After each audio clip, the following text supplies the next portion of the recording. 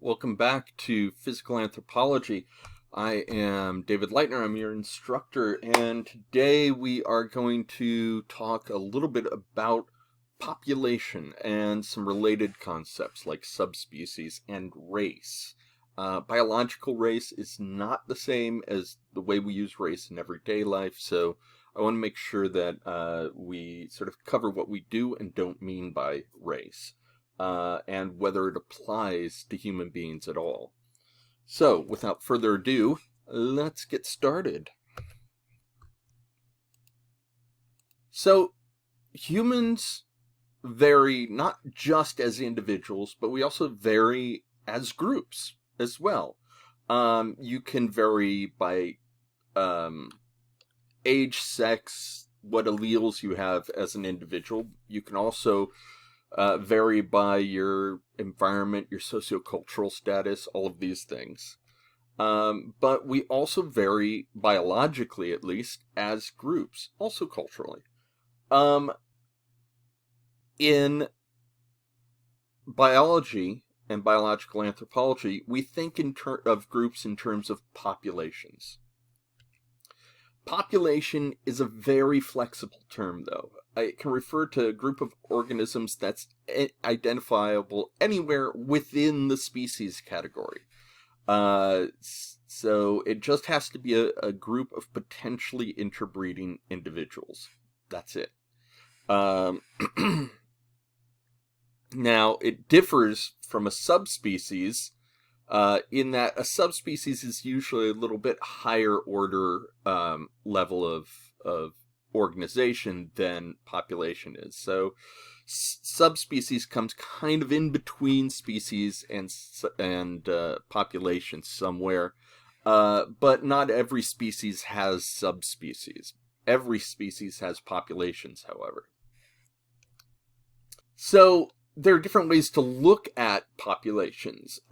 In terms of population genetics, which is what a lot of this chapter is about, we think in terms of gene pools. So the population is a collection of all the different alleles within its interbreeding population, okay? Geneticists also think in terms of something called demes. Demes are sort of the same idea, but they're genetically isolated from one another. So they have to be sort of, they have to be sealed up. They don't have they don't have gene flow occurring with other populations. Both of these terms, however, are composed of gene frequencies that can change and imply some sort of stability in that. That doesn't mean that change doesn't occur. It doesn't mean that sometimes genes from outside the population can't come in. Gene flow does occur. It's just generally not the most important force at work within that population. Okay, I said we discussed whether subspecies is appropriate or not, and the quick answer is when we're talking about humans, no, we don't have subspecies. A subspecies is a group of populations. And they have to be more different from other groups of populations than they are with each other. So that's the thing. They have to be more similar within the subspecies than they are to any populations outside of the subspecies. It's a broader term than population, but not as broad as species. In biology, subspecies is equated with the term race. And race in this context, however, doesn't mean what we think it means in the everyday context. Though it gets a little muddy because historically it has been used for both. The biological race concept is very different. A biological subspecies or race, biological race, is a group of local populations that share the geographic range of the species as a whole and significantly differ from one another, from other populations in one or more phenotypic traits. There will be relatively small zones of hybridization, and the frequencies will not be clinal. That is, you won't be able to sort of map them over a range of geography. This here is a map of the various coyote subspecies in North America. You can see there are quite a few. There are areas of penetration between the subspecies, but they aren't very big. They may hybridize in those locations, but over most of the range, they don't. So, humans, however, are a polytypic species. We vary by multiple traits across geographic areas. You might say, well, isn't that like a subspecies? It is, except in this case, the distribution of those traits over geographic area is clinal. That means we can see it change gradually. For instance, the top image here is an image of the distribution of the B blood type allele, the B hemoglobin allele. And as you can see, very neatly sort of changes as we move from west to east. It increases in frequency the further east we go. That is a clinal variation. Okay, these aren't separate groups because of the difference in variation, but it tells us that there's a spectrum in that area of the frequency of that allele. The bottom image, however, points out another instance. Although human variation for most traits varies clinally, there are rare exceptions, and sometimes we find these little pockets that are isolated. So in the bottom one, you can see the arrow pointing to, whereas the general frequency around it is very high, it's just significantly low in that one spot, which is unusual. There's no sort of intermediary step. Well, spots like that are usually due to the fact that the other reason we have a hard time defining ourselves as subspecies is we migrate constantly.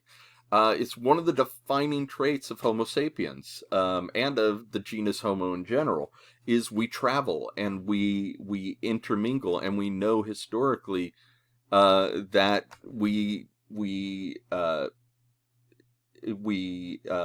mate with local populations when we get there. So it's not unusual to have little pockets like this. Although over time they would likely sort of die out, or rather get blended into the rest of the clinal variation. So it's not unusual that we see it like that. They're the exception that proves the rule in some ways. Now, it's important to also understand that there are fundamental similarities underlying all of humanity. Okay? We are all related way back. And way back in Africa at that. All of the various sort of differences that we have do relate us to other groups as well. So, and we can split this down into different family trees. But they don't break down in the way that our everyday way of thinking about race does. Let's take, for instance, just the supposedly Caucasoid parts of that image. So these are all the groups that are genetically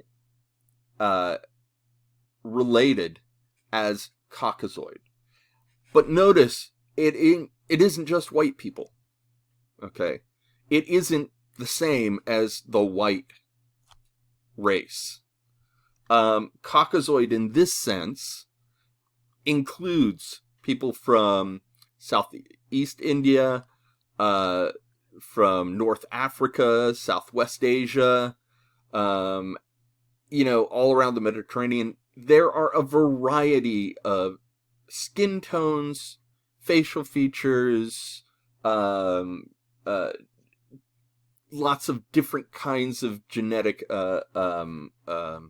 traits that are shared among these, but also are quite different. They don't match up to our ideas about race and skin color in any way. That's because they are based on the actual evolutionary history and both the shared history and the migrations that our populations took. We all have ancestors in the deep past that we share. So, there are no human biological races because there are no human subspecies. We are too similar. We are both polytypic and clinal.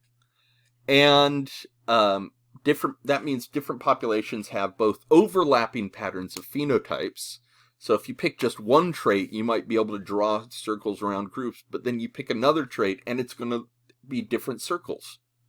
And that happens with most traits in our species. And the supposed racial traits also cross the supposed racial boundaries. They're not consistent in all traits. You're going to include some people in a race if you use if you use trait A to define the race, who won't be included in that race if you use trait B. So there's a lot of variation. In fact, there is so much variation that there's more variation within supposed races than there is between them. So the races themselves as groups are not that genetically different from one another. In fact, the members themselves are more different from one another within the race than they are to people outside of the race in general, if we're looking at the distribution of alleles. Now, the book tells us that there is no objective criteria for how much variation is enough to consider two groups worthy of separate identification. Okay. But that leaves us in a quandary, because if we're going to do science, we need categories, right? We need to be able to sort of separate continuous variation into meaningful categories in some way. So, what we need to look for and make sure we're doing, especially when we're studying humans, is make sure that those categories are, one, based in biological realities, not imagined differences and culturally sort of perceived differences. They have to account for people's cultural identities in many cases, as well as historic and prehistoric migrations.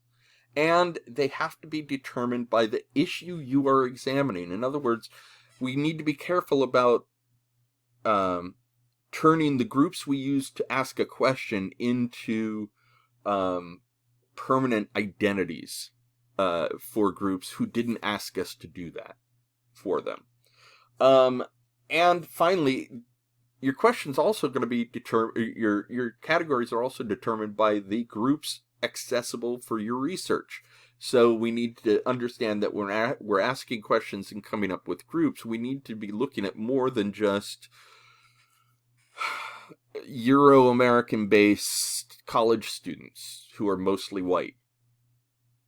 Which is a huge problem in psychology and the social sciences everywhere. Because you guys are just the most available to us. You happen to be right here. It's really easy to ask you if you want to be in a study, but that doesn't necessarily give us the best data. Okay.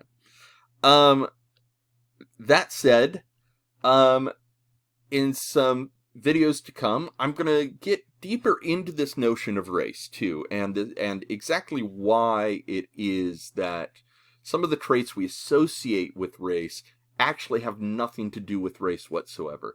The answer to biological differences in humans is evolution, is natural selection, genetic drift, gene flow.